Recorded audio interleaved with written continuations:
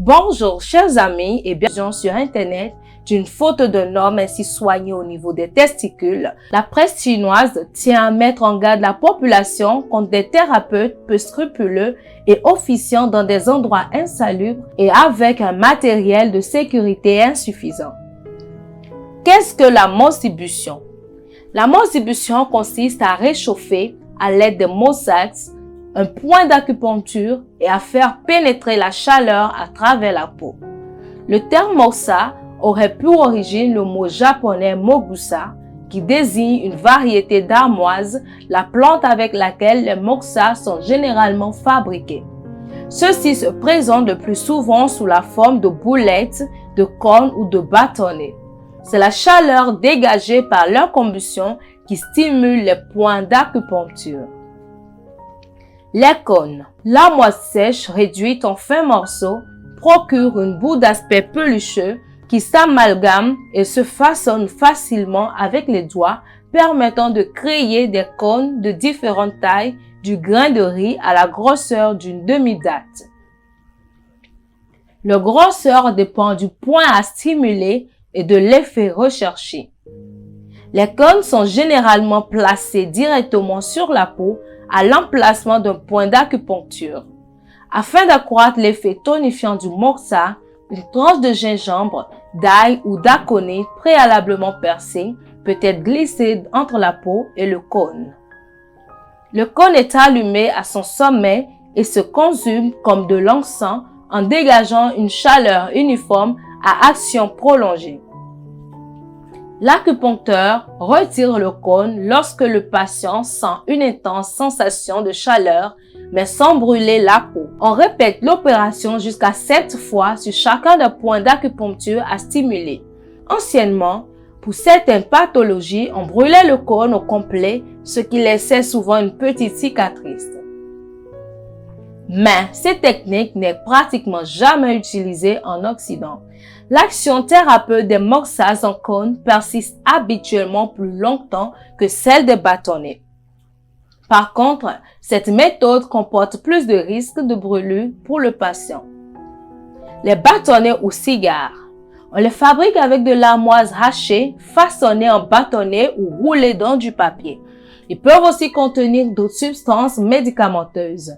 Pour utiliser les bâtonnets, il suffit de les allumer et de les tenir à quelques centimètres du point d'acupuncture à traiter ou de la zone à réchauffer.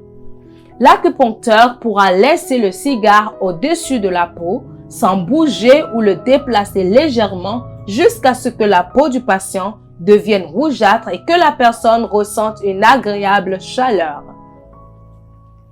Une autre technique consiste à fixer une boulette de moxa sur le manche d'une aiguille d'acupuncture et à l'allumer.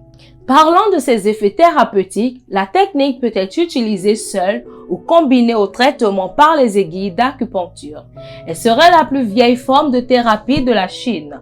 Ses effets thérapeutiques les plus connus sont de réchauffer lorsqu'il y a un syndrome d'excès de froid, de tonifier lorsqu'il y a un vide de yang ou de façon générale d'activer et de faire circuler le qi et le sang dans les méridiens. La mossibution permet de prévenir ou de traiter des problèmes comme les douleurs rhumatismales, articulaires et musculaires, certains problèmes digestifs comme la diarrhée et des troubles gynécologiques comme les menstruations douloureuses et certaines infertilités. Chez l'homme, elle permet de traiter l'impuissance et l'éjaculation spontanée. On l'utilise fréquemment dans le traitement des personnes fatiguées ou atteintes de maladies chroniques afin de renforcer leur énergie vitale. Enfin, le moxa est aussi très utile dans certains cas d'anémie. Qu'en est-il de la fumée désagréable? La fumée émise par la combustion des moxas d'armoise est plutôt dense et très odorante. Pour pallier ce problème, il existe maintenant du moxa sans fumée qui ressemble à des briquettes de charbon, mais qui demeure tout de même assez odorant. Plusieurs outils de substitution au moxa sont maintenant à la disposition des acupuncteurs. Lampes chauffantes électromagnétiques, très utilisées dans les hôpitaux en Chine, moxateurs électriques et petites torches au butane qui n'enfument ni les locaux ni les branches de l'acupuncteur ou de ses patients. Mais attention, certaines personnes pourraient être tentées de s'auto-traiter à l'aide de la moxibution, d'autant plus qu'il est facile de se procurer des bâtons de moxa dans les épiceries et les pharmacies asiatiques. Sachez toutefois qu'il existe des contre-indications sérieuses à cette pratique. Risque de mal dormir ou d'insomnie, d'augmenter la fièvre, d'aggraver une infection, bronchite, cystite, etc. ou une inflammation, bursite, tendinite, colite ulcéreuse, etc. Sans parler des dangers de brûlure. Certains points sont interdits à la moxibution et elle ne convient pas à une large part des déséquilibres. Il vaut mieux laisser votre acupuncteur vous indiquer ce qui est approprié. En espérant que vous ayez appris quelque chose de plus, n'oubliez pas de vous abonner à la chaîne si cela n'a pas encore été fait et de cliquer sur la cloche de notification.